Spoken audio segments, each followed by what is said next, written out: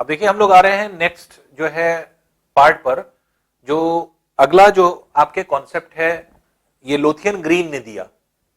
Lothian green क्या कहते थे और कैसे बताया उन्होंने कि महाद्वीप और महासागर कैसे बने, कॉन्टिनेंट्स और ओशंस का जो फॉर्मेशन हो रहा है ये कैसे जो है आपके ओशंस और कॉन्टिनेंट्स फॉर्म कर रहे हैं, वो लोथियन ग्रीन ने एक्सप्रेस किया। अब लोथियन ग्रीन जो है ये क्या बताते हैं या किस तरह से बताते हैं, तो लोथियन ग्रीन के साथ साथ एक नाम फेयरबैन का भी है। फेयरबैन ने क्या किया ये भी हम लोग आगे डिस्कस करेंगे, लेकिन सबसे पहले जो इनका सिद्धांत है, जो हाइपोथेसिस है, ये एक ऐसे वर्ड से जुड़ी हुई है जिसको समझना बहुत जरूरी है। ये क्या है? टेट्राहेड्रल। टेट्राहेड्रल क्या होता है? टेट्राहेड्रल, टेट्रा मतलब होता है चार, चार को टेट्राहेड्रल कहते हैं। जैसे सिंगल को मोनो कहा जाता है, डबल को जो है आपके डाई कहा जाता है या डीओ भी कहते हैं। इसी तरह से थ्री को ट्राई कहा जाता है और चार को टेट्रा कहा जाता है। तो अब यहां पर टेट्रा जो वर्ड है ये चार को डिनोट कर रहा है। इसका मतलब क्या हुआ कि अगर हम चार ट्रायंगल्स ले लें, चार ट्रायंगल्स ले लें, एक ट्रायंगल को बेस पे रख दें और बाकी तीन ट्रायंगल को खड़ा कर दें ऐसे, तो जो स्ट्रक्चर बनता है वो क्या होता है? वो आपके टेट्राहेड्रल हो जाता है। तो अब यहां पे अगर हम लोग देखें टेट्राहेड्रल स्ट्रक्चर पहले समझ लें किस तरह का होगा। जैसे मान लीजिए हम ऊपर से अगर हम देखते हैं तो एक तो ये बेस होगा और तीन ट्रायंगल, एक ट्रायंगल ये होगा, एक ट्रायंगल इधर होगा, एक ट्रायंगल इधर होगा। ये तीन ट्रायंगल ऐसे हैं ऊपर खड़े हुए, एक नीचे बेस में है और तीन ऐसे खड़े हुए। इवन आप इसमें देख भी सकते हैं 3D फिगर्स में।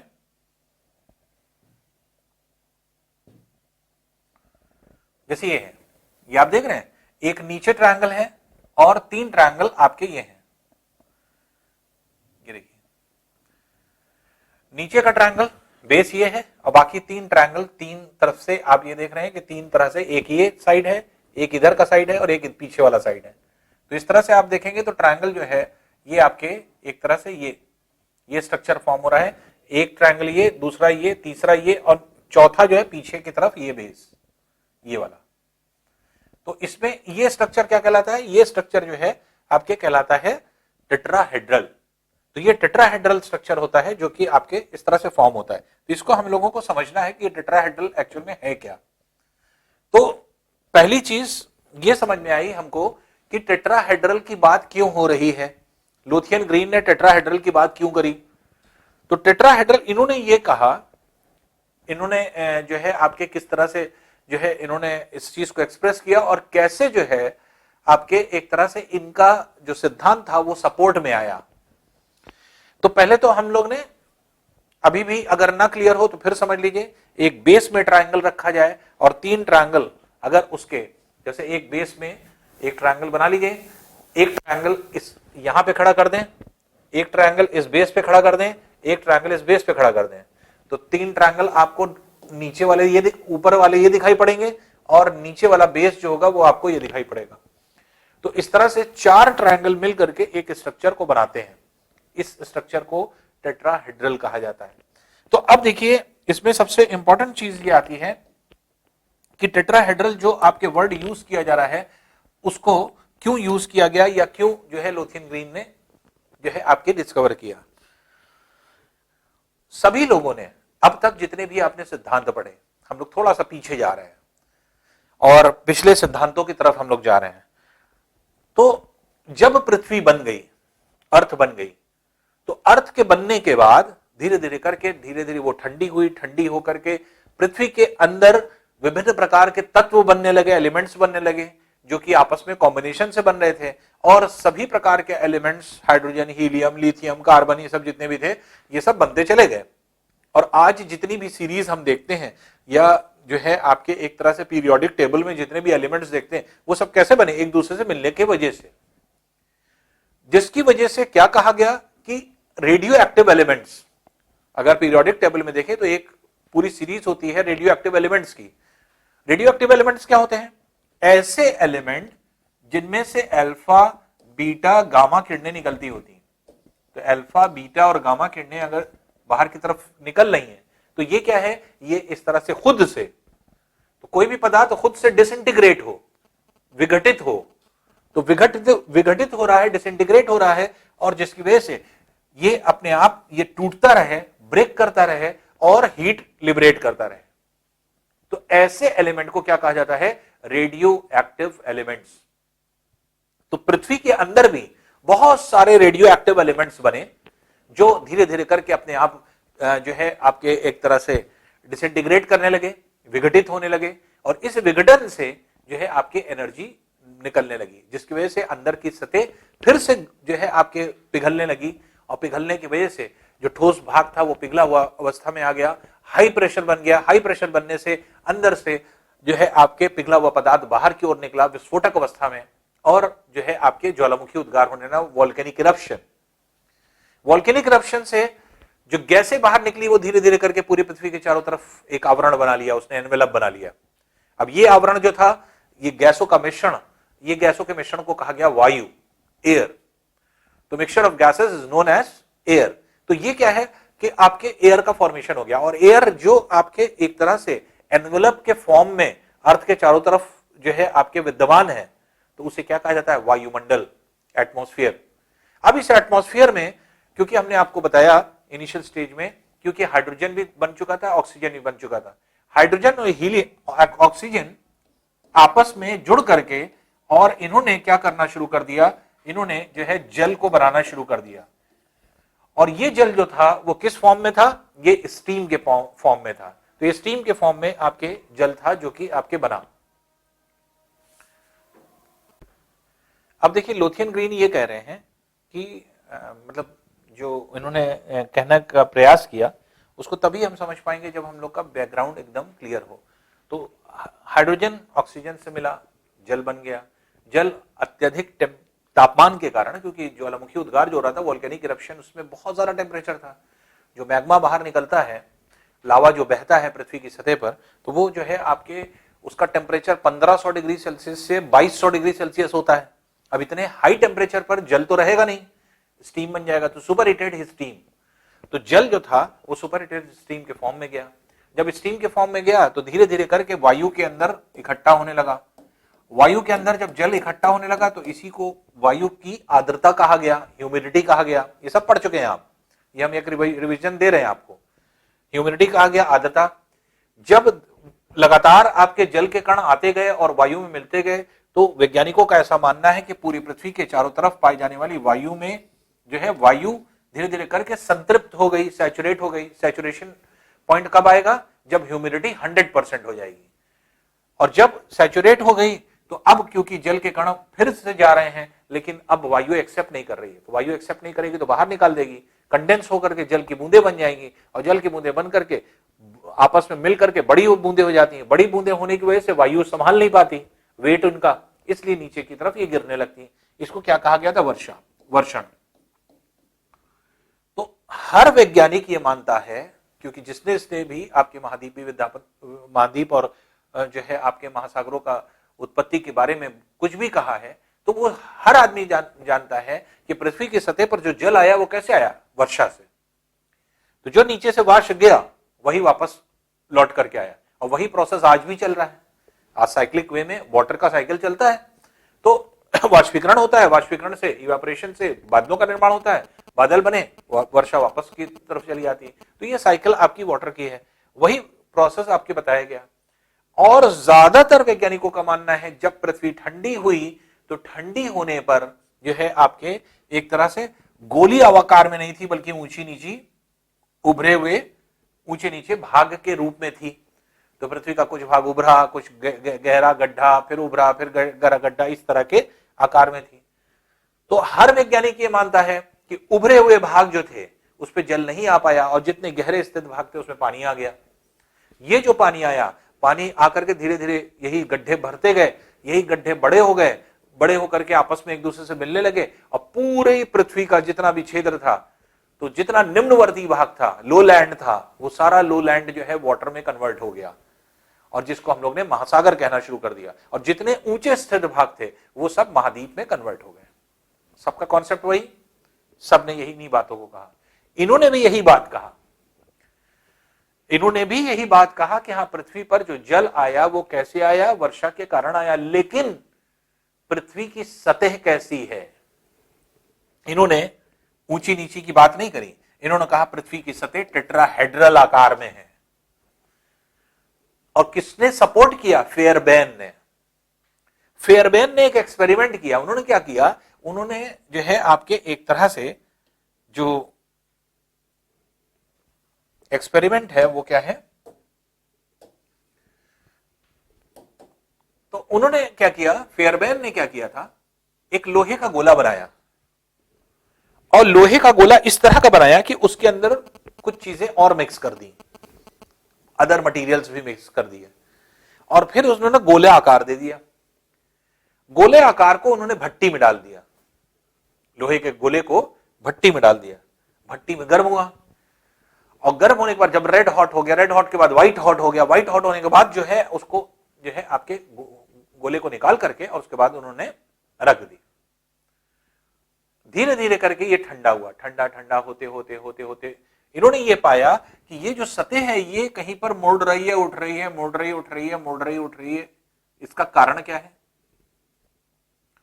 कारण बताया कि पृथ्वी पर पाए जाने वाले समस्त क्षेत्र जो होते हैं, जो आप पढ़ भी चुके हैं, जो आपके एक तरह से लव ने डिफाइंड किया था कि ज्योमेट्रिक सेंटर और सेंटर ऑफ ग्रेविटी कोई जरूरी नहीं कि एक जगह पर हो। अगर पदार्थ अलग अलग जगह पर अलग अलग होंगे तो सेंटर ऑफ ग्रेविटी हो सकता है कि ज्योमेट्रिक सेंटर पर ना होकर कहीं और चली जाए। जब कहीं और चली जाएगी तो कहीं के नजदीक हो जाएगी, कहीं से दूर हो जाएगी। दूर वाले भाग पर कम आकर्षण बल होगा और अधिक वाले जो नजदीक भाग है वहां पर ज्यादा आकर्षण होगा, जिसकी वजह से पृथ्वी की सतह ऊंची नीची बन जाती है। तो लेकिन इन्होंने ऊंची नीची की बात नहीं की। इन्होंने जब गोले को ठंडा किया तो इन्होंने पाया कि वो टेट्राहेड्रल आकार का हो गया। टेट्राहेड्रल मतलब 4 कोने निकल आए, 4 जो है आपके एक तरह से सतह बन गई, और 4 सतह जो बनी वो जो है आपके एक तरह से 4 सतह अलग अलग बन गई, जो कि त्रिभुजाकार सतह थी, ट्रायंगुलर शेप में थी। और ट्रायंगुलर शेप में जो है आपके सतह थी जो कि आपके टेट्राहेड्रल आकार में थी। तो फेयरबैन ने जो एक्सपेरिमेंट किया, गोले को जब जो है ठंडा किया तो इन्होंने पाया कि टेट्राहेड्रल आकार लगभग हो जाता है, 4 कोने निकल आते हैं उसके अंदर से, और बाकी चीज जो है सपाट रहती। जो कोने वाला भाग होगा वो ऊंचा होगा और जो सपाट वाला भाग होगा वो नीचा होगा। तो कोने वाले भाग जो होते हैं ये क्या हो गए, ये महाद्वीप में कन्वर्ट हो गए, और जो ये आपके सतह वाला भाग होता है, जो प्लेन सरफेस होता है, वो नीचा होता है। तो टेट्राहेड्रन जो है आपके आकार जो बताया गया, तो लोथियन ग्रीन ने भी वही चीज एक्सपेरिमेंट किया, और लोथियन ग्रीन ने यह कहा कि जो भी आकार है वो आपके एक तरह से टेट्राहेड्रन आकार है।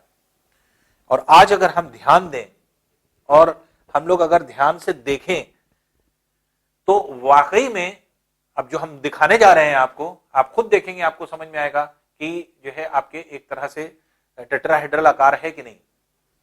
पहली चीज एग्जामिन करने को हम कह रहे हैं, जितने ओशंस हैं वो सब ट्रायंगुलर शेप में है, जितने कॉन्टिनेंट्स हैं वो सब ट्रायंगुलर शेप में है, चाहे ओशंस कहिए चाहे कॉन्टिनेंट। ज्यादातर ओशंस जो हैं वो आपके ट्रायंगुलर शेप में इस तरह है, और कॉन्टिनेंट्स किस तरह से, उल्टे ट्रायंगल के रूप में। पूरी पृथ्वी पर इसी तरह से है। तो जैसे एक कॉन्टिनेंट है तो दूसरा आपके इस तरह से होगा, फिर एक ये होगा, इस तरह से आपके ये पूरा सीरीज ऐसे बना हुआ है, मतलब आपस में एक दूसरे से इस तरह से जुटे हुए हैं। तो जो उल्टा ट्रायंगल है ये महाद्वीप है, ये सॉरी महासागर है, और जो सीधा ट्रायंगल है वो आप देखेंगे ये सब जो है आपके महासागर है। कैसे? अब इन्हीं चीजों को आपको देखना है। देखिए ट्रायंगुलर शेप में जैसे क्या बताया, पहली चीज इन्होंने बताई कि महासागर भी त्रिभुजाकार अवस्था में है और महाद्वीप भी त्रिभुजाकार अवस्था में है। कैसे हैं या किस तरह से हैं, यही चीज हम लोगों को एग्जामिन करना है। अब जो है आपके इसमें हम आपको एक स्ट्रक्चर दिखाते हैं। देखिए इससे सारी चीजें समझ में आ जाएंगी। ये है टेट्राहेड्रल आकार, 3 ट्रायंगल ये और चौथा ट्रायंगल ये नीचे वाला, 4 ट्रायंगल मिल करके 3 ये और चौथा ये, तो 3 सामने आपको दिख रहे हैं और एक ये पीछे वाला, तो 4 ट्रायंगल मिल करके ये टेट्राहेड्रल आकार बनता है। जब किसी चीज को पिघलाएंगे तो ये 4 आकार बना, ये 4 कोने बन गए, ये 4 उभरे हुए क्षेत्र हो गए। तो 4 उभरे हुए क्षेत्र पृथ्वी पर भी हैं और बाकी ये सपाट क्षेत्र है, ये सपाट क्षेत्र है, ये सपाट क्षेत्र है, ये सपाट क्षेत्र है। 4 कौन से कोने हैं, इसी चीज को आपको देखना है। तो 4 कौन से कोने बताए गए। अब देखिए बहुत इंपॉर्टेंट चीज आप पढ़ने जा रहे हैं और देखने जा रहे हैं। अगर हम मैप को ध्यान दें, वर्ल्ड के मैप को, एक कोना ये कनाडा है, ये पूरा कनाडा का हिस्सा है। दूसरा कोना ये साइबेरिया है, रूस का हिस्सा। तीसरा कोना यूरोप है, ये यूरोप का हिस्सा। और चौथा जो है ये एंटार्क्टिका है। जितने भी आपके कोने हैं ये सब आप देखेंगे कि ये इस अवस्था में है। तो पहले तो देखिए, पहले तो हम आपको जो है आपके इसका ये दिखा दें शेप। देखिए उत्तरी अमेरिका उल्टा त्रिभुज, देख रहे हैं, दक्षिण अमेरिका उल्टा त्रिभुज, अफ्रीका उल्टा त्रिभुज, पूरा यूरेशिया उल्टा त्रिभुज, लगभग ऑस्ट्रेलिया का भी, क्योंकि ऑस्ट्रेलिया जो है आपके इस तरह से, तो इस तरह से उल्टा त्रिभुज। जितने महाद्वीप आप देखें, ग्रीनलैंड उल्टा त्रिभुज। जितने आप महाद्वीप देखेंगे ये सब इन्वर्टेड ट्रायंगल के फॉर्म में है। अब जरा ओशंस पर ध्यान रखिए। ओशंस को अगर आप ध्यान से देखें, ओशंस देखिए, प्रशांत महासागर इधर की तरफ से ये पूरा ट्रायंगल शेप में, ये तो आधा हिस्सा इधर है इस तरफ और आधा हिस्सा इधर, ट्रायंगुलर शेप में पूरा प्रशांत, देख रहे हैं, सीधा ट्रायंगल जो आपके लगा हुआ है। इसी तरह से इंडियन ओशन, इंडियन ओशन को देखिए, ये ट्रायंगुलर शेप में। अटलांटिक ओशन देखिए, ये भी लगभग ट्रायंगुलर शेप में। और इसको अगर आप देखेंगे आर्कटिक ओशन, तो ये भी लगभग ट्रायंगल शेप में। चारों जो आपके महासागर हैं आप देखेंगे ट्रायंगल शेप में, जो कि सीधे ट्रायंगल है, और उल्टे ट्रायंगल के फॉर्म में महाद्वीप है। तो हो सकता है कि ब्लू कलर आपको ना दिखाई पड़ रहा हो, हम फिर से दूसरे कलर से आपको बना कर दिखा देते हैं। ये वाला डार्क वाला ब्लू कलर ले लें। तो प्रशांत महासागर क्या है, ये है, ये वाला हिस्सा, ये प्रशांत महासागर ट्रायंगुलर शेप में, ये पूरा आधा हिस्सा इधर है, आधा हिस्सा इधर है। हिंद महासागर ट्रायंगुलर शेप में, अटलांटिक महासागर लगभग ट्रायंगुलर शेप में, आर्कटिक महासागर ट्रायंगुलर शेप में। देखा आपने, ये सारे जितने भी आपके ट्रायंगल्स हैं ओशंस के, ये सब क्या है, सीधे ट्रायंगल। और जबकि महाद्वीप अगर रेड वाला आप देखेंगे, ये सब इन्वर्टेड ट्रायंगल। जितने भी महाद्वीप हैं सब इन्वर्टेड ट्रायंगल हैं, जो कि आपके इस तरह से बनते हैं। अब देखिए, अब हम आपको दिखाते हैं कि कैसे जो है आपके लोथियन ग्रीन ने क्या चीज जो है बताई।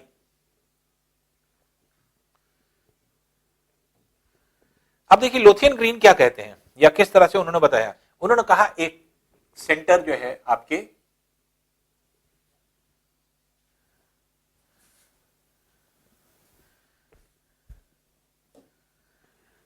एक सेंटर कनाडा है, ये कनाडा का।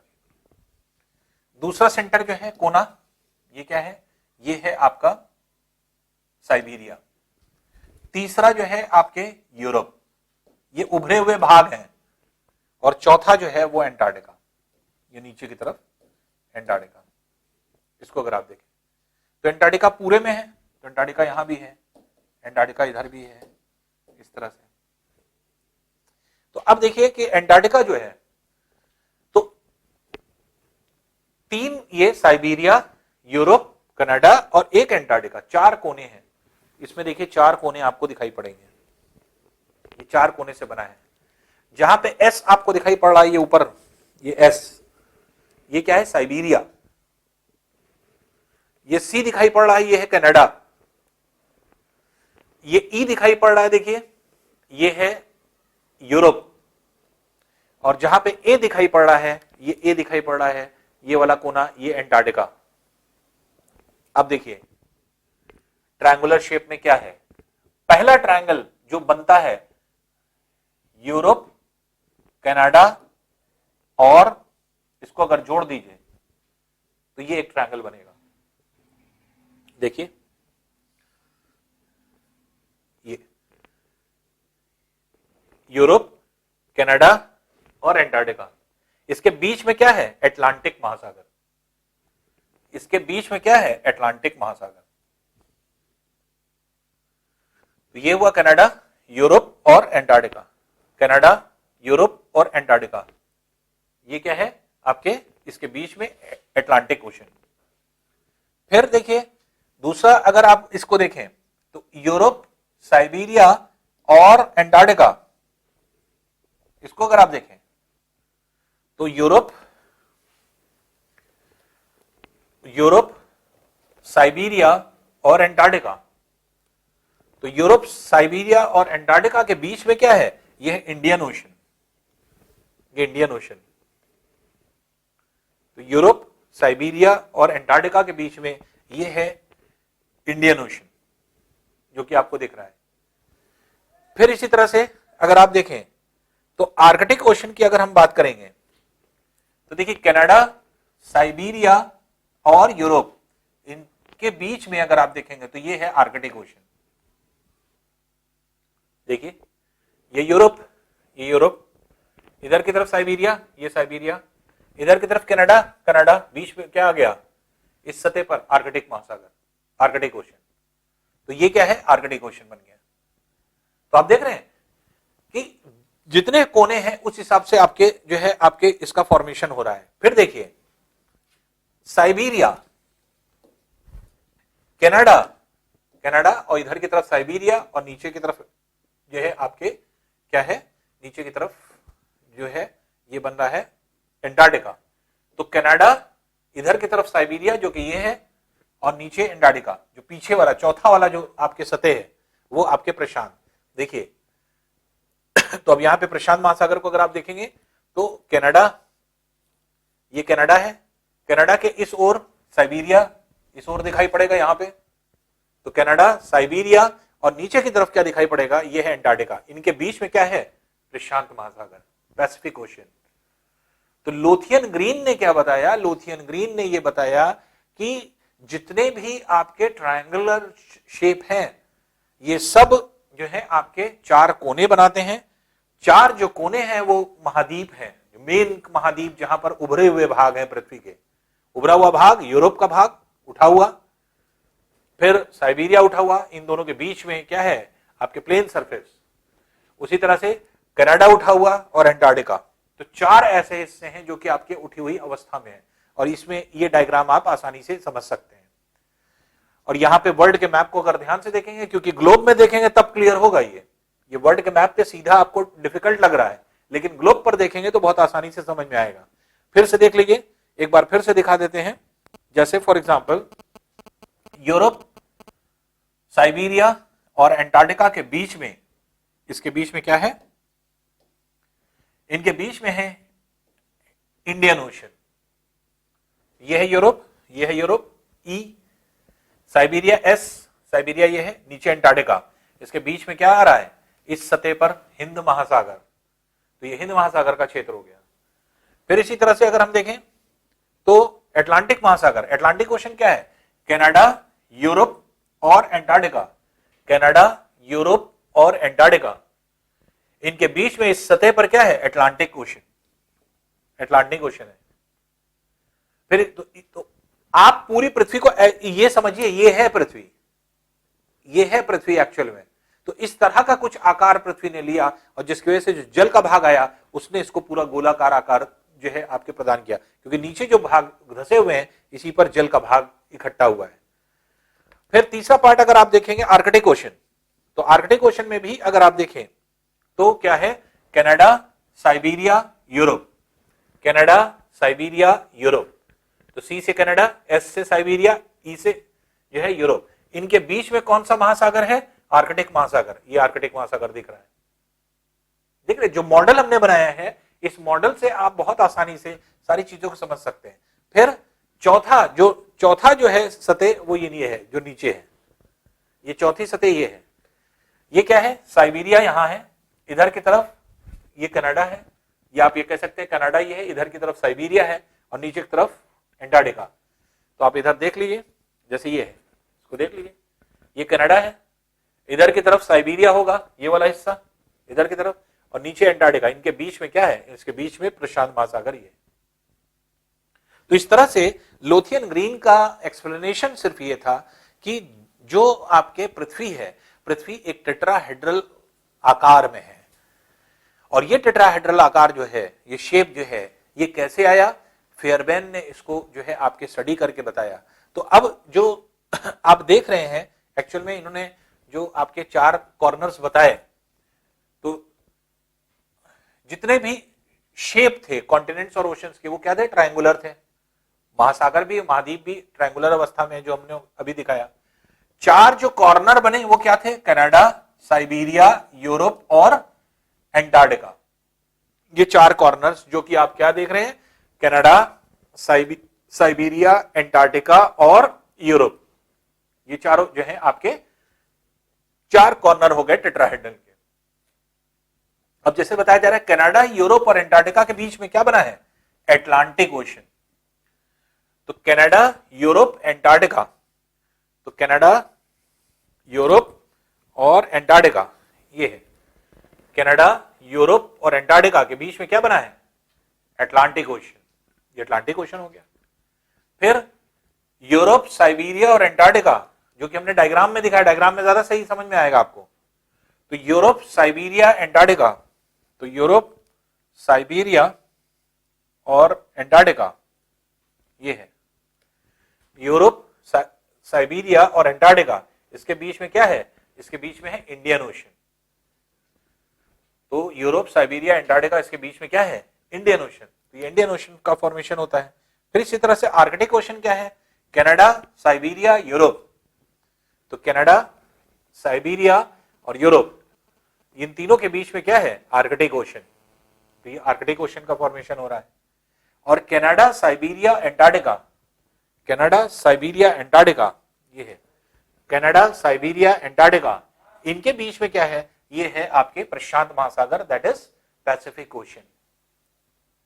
इस चीज को सिर्फ आपको समझना है। तो लोथियन ग्रीन क्या कहते थे, लोथियन ग्रीन ये कहते थे कि जो पृथ्वी है, ये पृथ्वी जो बनी हुई है, इसमें अगर हम लोग देखें तो पृथ्वी का जब ठंड, जब जो है गर्मी से, जब पृथ्वी गर्म से ठंडी हुई, तो ठंडी अवस्था में आने पर जो है उसका कुछ टेट्राहेड्रल आकार रहा होगा, जिसके 4 कॉर्नर्स हो गए, और 4 कॉर्नर्स होने से 4 सपाट सतह हो गई जो त्रिभुजाकार अवस्था में थी। और 4 सपाट सतह जो त्रिभुजाकार अवस्था में है वो क्या है, वो एक तरह से महासागर है, कॉन्टिनेंट्स हैं। तो फिर से एक बार आप स्टडी इसकी कर सकते हैं, इसको देख सकते हैं। तो ये जो है आपके, ये स्टडी फिर से करते हैं। अब देखिए इसको फिर से एक बार देख लीजिए, फिर से दिखा देते हैं एक बार, हम लोग फिर से एग्जामिन कर लें इसे। हमने क्या कहा कि जितने महाद्वीप और जितने महासागर हैं सब ट्रायंगल शेप में हैं। उल्टे ट्रायंगल के फॉर्म में क्या है, महाद्वीप हैं, और सीधे ट्रायंगल के फॉर्म में जो है आपके एक तरह से वो महासागर है। तो पहले हम लोग जो है आपके इसको देखें, इसका जो महाद्वीप है, ये महाद्वीप का आकार क्या है या महाद्वीप कैसे हैं। तो महाद्वीप को अगर हम लोग देखें तो आपके ये देखिए उल्टा ट्रायंगल नॉर्थ अमेरिका, देख रहे हैं, उल्टा ट्रायंगल साउथ अमेरिका, उल्टा ट्रायंगल अफ्रीका, उल्टा ट्रायंगल यूरोप, उल्टा ट्रायंगल ग्रीनलैंड, उल्टा ट्रायंगल इंडो ऑस्ट्रेलिया, और एंटार्क्टिका भी लगभग जो है उसी अवस्था में है। तो ये आपके उल्टे ट्रायंगल्स के फॉर्म में। जितने ओशंस हैं वो सब क्या है, सीधे ट्रायंगल। तो सीधे ट्रायंगल्स के फॉर्म में आपके ओशंस दिख रहे हैं। जैसे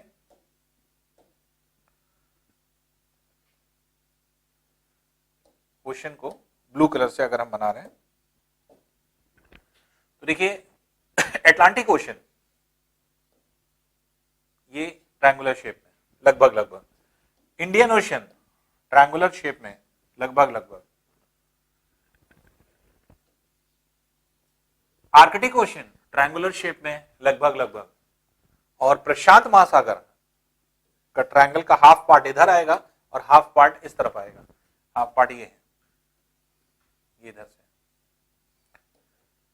तो जितने ट्रायंगल्स हैं, जो सीधे ट्रायंगल्स हैं, वो क्या दर्शा रहे हैं, वो दर्शा रहे हैं महासागरों को, और जो उल्टे ट्रायंगल हैं वो सब क्या दर्शा रहे हैं, वो महाद्वीप को दर्शा रहे हैं।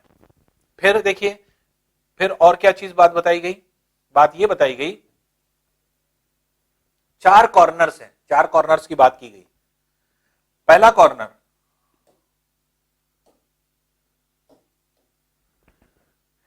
कॉर्नर यूरोप, ये है यूरोप। दूसरा कॉर्नर कनाडा, ये कनाडा है।